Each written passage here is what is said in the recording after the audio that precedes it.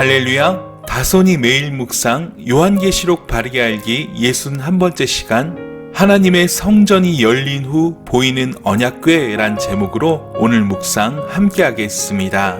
본문은 요한계시록 11장 15절에서 19절까지인데요. 19절을 읽도록 하겠습니다. 이에 하늘에 있는 하나님의 성전이 열리니 성전 안에 하나님의 언약궤가 보이며 또 번개와 음성들과 우레와 지진과 큰 우박이 있더라.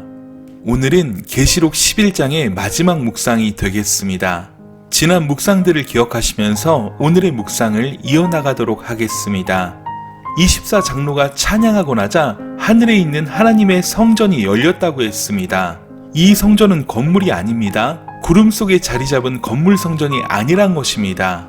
계시록 21장 22절에는 분명하게 말씀합니다. 주 하나님 곧 전능하신 이와 및 어린 양이 그 성전이라고 말입니다. 요한은 이미 하늘에 있는 하나님의 보좌와 제단을 보았습니다. 그런데 지금 요한이 보고 있는 것은 하나님이 거하시는 장소에 있는 언약궤입니다. 이 언약궤는 구약에서 1년에 한 번씩 대제사장만이 들어갈 수 있는 지성소 깊은 곳에 있었습니다. 이 언약궤는 어린 양이 흘린 피로써 속죄의 그림을 가르쳤던 중요한 예표였습니다. 그런데 이 언약궤가 지성소가 아닌 하늘 성전의 모습을 드러낸 것입니다. 예수 그리스도께서 십자가에서 죽으실 때 성전 휘장이 찢어지고 지성소로 가는 문이 열렸습니다. 그래서 누구든지 예수 그리스도를 구주와 주님으로 영접하기만 하면 그리스도와 함께 하나님의 지성소로 나아갈 수 있게 되었습니다. 그런데 완성될 천국에 법궤가 있다는 것입니다.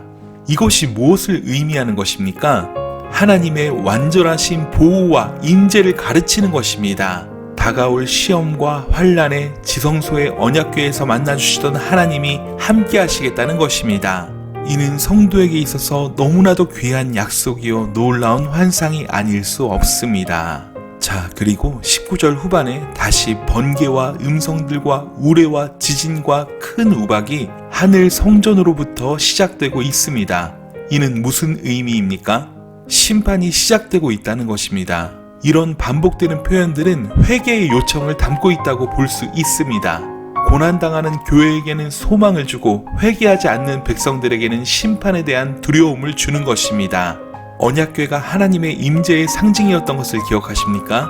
하나님은 우리에게 언약궤를 다시 보여주시며 내가 세상 끝날까지 너희와 함께 하겠다고 말씀하신 것입니다. 사랑하는 여러분, 계시록 11장의 이 마지막 화에 대한 말씀은 교회에 대한 도전과 위로입니다. 아직도 우리 가운데 세상과 교회 사이에서 갈피를 잡지 못하고 방황하고 있다면 11장의 말씀에서 분명한 방향을 정하실 수 있었으면 좋겠습니다. 세상이 주는 것들은 영원하지 않습니다. 우리 주님은 분명하게 다시 오십니다.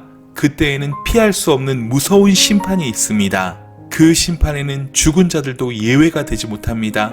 반면 신실한 하나님의 종들에게는 상이 있습니다. 이것을 확고히 믿으시고 이 땅에서 신실한 하나님의 종들로 살아가시기 바랍니다. 힘을 내십시오. 세상의 유혹에 절대 넘어가지 마십시오. 하나님은 그의 독생자를 내어주실 만큼 우리를 사랑하십니다. 여러분, 오늘의 묵상을 꼭 기억하시면서 우리에게 세상 끝날까지 언약으로 놀라운 승리로 약속하시는 그 하나님을 바라보며 승리하는 저와 여러분 되시길 간절히 소원합니다. 하루도 강하고 담대하여 승리하세요. 사랑하고 축복합니다. 샬롬.